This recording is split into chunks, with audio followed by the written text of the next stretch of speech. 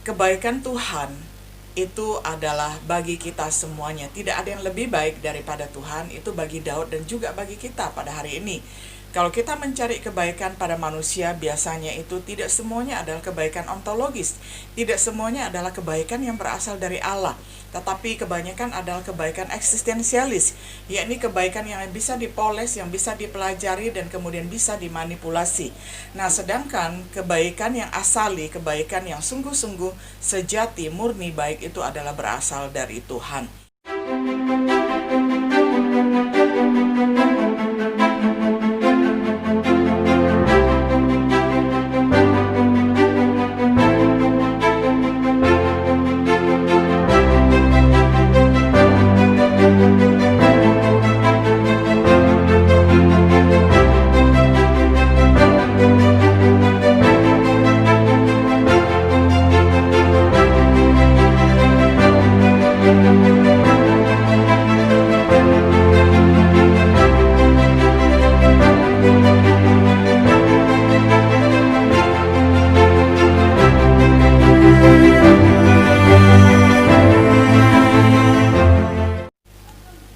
Shalom, sahabat setia yang dikasih oleh Tuhan. Jumpa kembali di dalam acara Renungan Sahabat Setia. Pada hari ini kita tiba pada episode yang ke-7 dalam pembahasan perenungan dari kitab Mazmur. Hari ini kita membawakan tema Rahasia Emas Daud. Kita baca dari Mazmur 16 ayat 1 hingga ayatnya yang ke-16. Saya bacakan untuk kita semuanya. Miktam dari Daud. Jagalah aku, ya Allah, sebab padamu aku berlindung. Aku berkata kepada Tuhan, Engkaulah Tuhanku, tidak ada yang baik bagiku selain Engkau.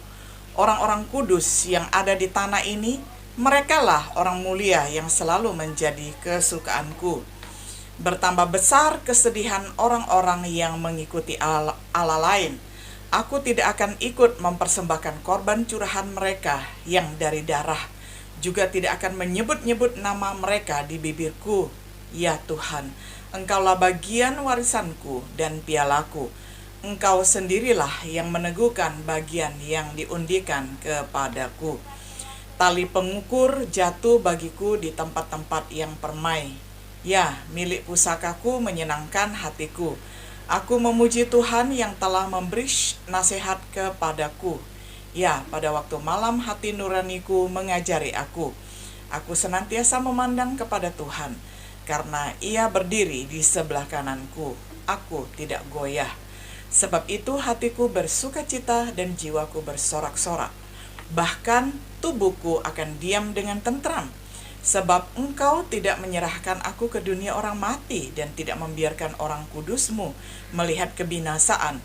Engkau memberitahukan kepadaku jalan kehidupan, di hadapan-Mu ada sukacita berlimpah-limpah, di tangan kanan-Mu ada nikmat senantiasa. Sampai sedemikian jauh pembacaan firman Tuhan dari Mazmur 16 ayat 1 hingga ayat yang ke-11. Tujuan mempelajari Mazmur 16 ini adalah yang pertama, untuk memahami penggunaan arti dari kata miktam. Yang kedua, memperhatikan kepercayaan Daud kepada Tuhan dan kesukaannya pada umatnya. Yang ketiga, untuk memperhatikan nubuatan mesianik tentang kebangkitan Kristus. Judulnya menggambarkan Mazmur ini sebagai miktam Daud. Arti dari kata miktam tidak pasti, meskipun sumber kerabian menduga itu berarti puisi emas. Saran lain adalah bahwa itu berarti puisi misteri. Mazmur ini mengungkapkan kepercayaan Daud dalam hidup dan harapan dalam kematian. Jadi kita menyebutnya rahasia emas Daud. Rahasia emas Daud adalah dia menaruh kepercayaannya kepada Tuhan bersama dengan umat kudus kesukaannya di bumi. Dia menemukan Tuhan menjadi warisan yang baik dan menyenangkan hatinya dengan nasihatnya, karena Tuhan selalu berada di hadapannya dan di sebelah kanannya. Daud yakin dia tidak akan goyah. Rahasia emas Daud juga bahwa dia memiliki kesukaan dan harapan yang besar untuk masa depan, bahkan untuk tubuhnya. Dasar kepercayaan pertama muncul bahwa dia tidak akan tinggal di Sheol ataupun Hades, dunia orang mati, juga tidak akan melihat kebinasaan. Namun kita belajar dari Petrus dan Paulus bahwa Daud sedang bernubuat tentang kebangkitan Mesias. Kita bisa bandingkan dengan Kisah Para Rasul 2 ayat 25-31, kemudian pasal 13 ayat 33-37.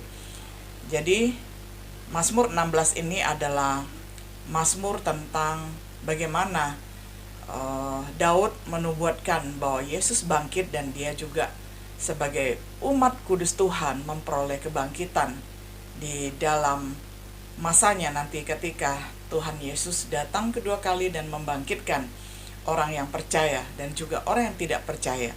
Orang yang percaya akan dibangkitkan terlebih dahulu untuk menerima kehidupan kekal, sedangkan kebangkitan kedua tersedia bagi orang yang tidak percaya dan menerima kematian binasa.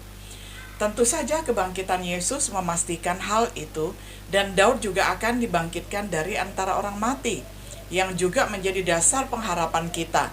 Mazmur diakhiri dengan pernyataan keyakinan akan penyediaan Tuhan di masa depan dan berkat di hadiratnya. Sekarang kita melihat lebih rinci bagian yang pertama adalah penggunaannya di dalam hidup. Mazmur 16 ayat 1 sampai yang ke-8.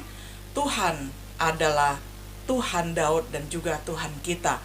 Terdengar dari permohonan yang disebutkan oleh Daud di bagian pengantar, demi Tuhan yang akan melestarikan hidupnya, yang akan tidak membiarkan dirinya turun ke dalam Sheol ataupun Hades, ke dalam dunia orang mati, tetapi orang kudus Tuhan akan mendapatkan bagian di dalam kehidupan kekal selama-lamanya. Karena Daud telah menaruh kepercayaannya kepada Tuhan, demikian juga setiap diri kita yang sudah hidup di dalam Kristus, kita mempunyai pengharapan dan juga keyakinan yang sama seperti Daud. Yang berikutnya adalah Tuhan adalah Tuhannya dan juga Tuhan kita. Kebaikan Tuhan itu adalah bagi kita semuanya. Tidak ada yang lebih baik daripada Tuhan. Itu bagi Daud dan juga bagi kita pada hari ini. Kalau kita mencari kebaikan pada manusia, biasanya itu tidak semuanya adalah kebaikan ontologis. Tidak semuanya adalah kebaikan yang berasal dari Allah. Tetapi kebanyakan adalah kebaikan eksistensialis, yakni kebaikan yang bisa dipoles, yang bisa dipelajari, dan kemudian bisa dimanipulasi. Nah, sedangkan kebaikan yang asali, kebaikan yang sungguh-sungguh sejati, murni baik itu adalah berasal dari Tuhan. Daud senang akan orang-orang kudusnya, orang yang terbaik di bumi. Ya, kita sama seperti Daud. Kita ini adalah kumpulan jemaat Tuhan yang disebut oleh Daud itu sebagai orang kudus Tuhan. Tentu saja kita memiliki kebahagiaan yang sama ketika kita hidup di dalam perkumpulan orang-orang kudus di muka bumi ini, karena kita mempunyai jalinan harapan yang sama di dalam Yesus Kristus. Yang berikutnya, mereka yang mengejar Tuhan lain, yakni mereka yang tidak menyembah Allah yang hidup, mereka yang membiarkan dirinya ditawan oleh berhala-berhala, ditawan oleh dewa-dewi, mereka akan mengalami kesedihan yang berlipat ganda, kesedihan yang berkali-kali lipat. Dan Daud bertekad bahwa dia tidak akan mempersembahkan korban curahan ataupun minuman yang mengandung darah, tidak mengikuti kebiasaan orang-orang yang tidak mengenal Tuhan. Nah, demikian juga dengan kita pada saat ini, kita mempunyai komitmen sama seperti Daud. Kita tidak ingin melakukan hal-hal yang keji di hadapan Tuhan dengan mempersembahkan minuman darah dan sebagainya. Itu tidak sesuai dengan karakter Tuhan dan tidak sesuai juga dengan yang Tuhan kehendaki di dalam hidup kita. Lalu yang berikutnya, Daud tidak akan menyebut nama ilah-ilah ataupun nama Tuhan lain dengan bibirnya. Saya yakin kita semuanya juga yang sudah mempunyai Allah yang hidup, Allah yang kita panggil di dalam Tritunggal Bapa, Putra, dan Roh Kudus, kita tidak akan menajiskan mulut bibir kita dengan menyebut nama dewa ataupun nama ilah lain selain daripada Allah yang hidup. Yang berikutnya, Tuhan adalah bagiannya ataupun bagian Daud dan juga bagian kita semuanya. Dikatakan bahwa Tuhan itu adalah pusaka ataupun warisan abadinya serta pialanya. Pialanya ini adalah sumber sukacita. Nah, orang yang memiliki kehidupan di dalam Tuhan memiliki sukacita dan warisan yang sama seperti Daud. Orang yang mempertahankan harapannya itu adalah ibarat tali pengukur telah jatuh di tempat yang permai. Pengharapannya itu artinya pasti terjamin. Dia memiliki pusaka yang bagus, pusaka yang abadi, yang tidak akan diambil daripadanya, pusaka yang tidak akan hilang. Harapan kita di dalam kebangkitan Kristus juga demikian, karena setiap diri kita namanya sudah tercatat, kehidupan kekalnya sudah terjamin. Jadi apakah yang bisa membuat kita goyah lagi? Tidak ada, karena kita mempunyai jaminan yang kekal di dalam Tuhan.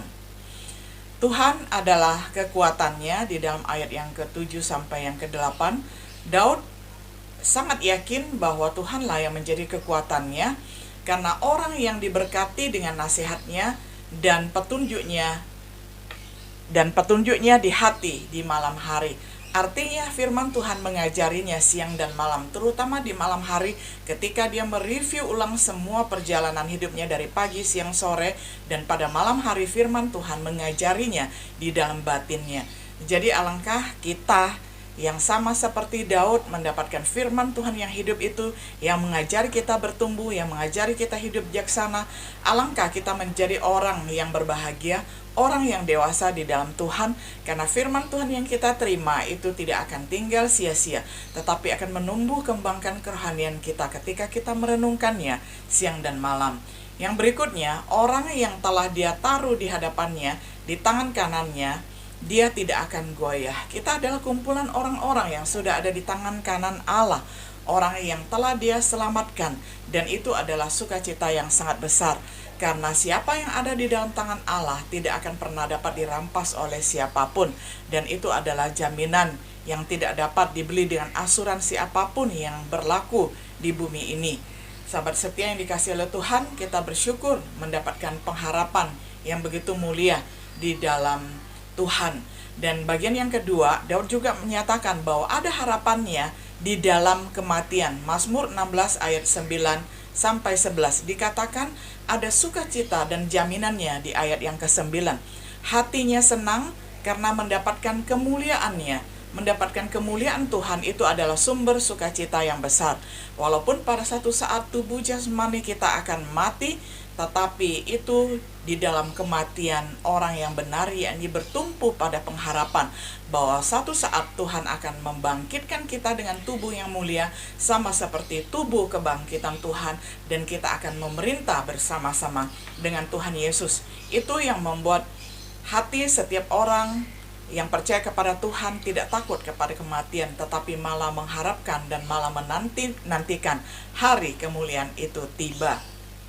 Pengharapan akan kebangkitan di ayat yang ke-10, Tuhan tidak akan meninggalkan jiwanya di dunia orang mati. Ini adalah keyakinan Daud. Daud merasa yakin bahwa Tuhan tidak akan membiarkan dia berjumpa dengan kebinasaan, tidak akan membawa dia masuk ke dalam Hades ataupun Sheol, ke dunia orang mati.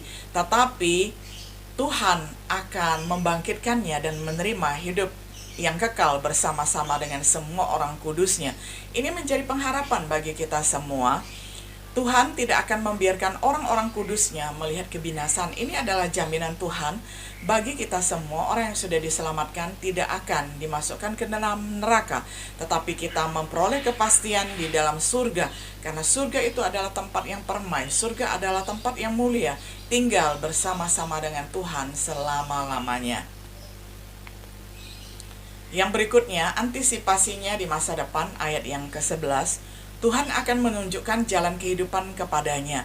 Tuhan sudah menunjukkan jalan kehidupan kepada Daud dan kepada kita semua melalui firman-Nya, bahwa di dalam Tuhan ada harapan, di dalam Tuhan ada jaminan keselamatan, di dalam Tuhan ada kebangkitan dan hidup, dan kita akan tinggal bersama-sama dengan Tuhan selama-lamanya.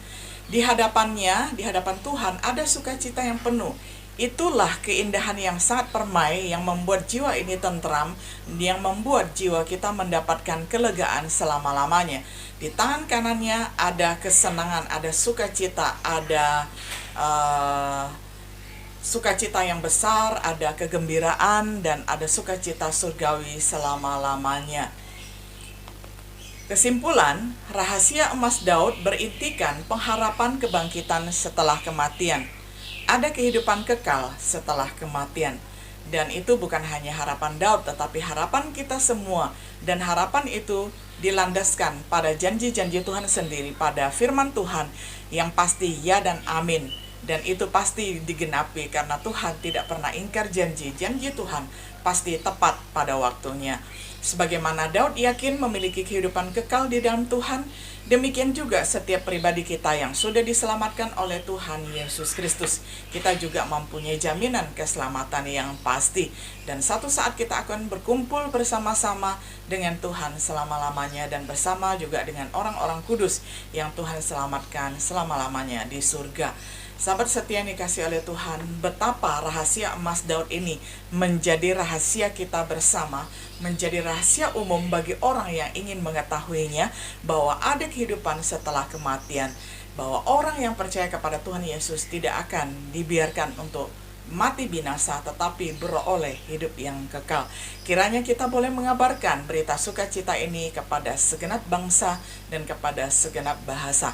Kiranya kita boleh menjadi orang-orang yang memiliki sukacita karena memiliki pengharapan yang kekal di dalam Kristus Yesus. Shalom.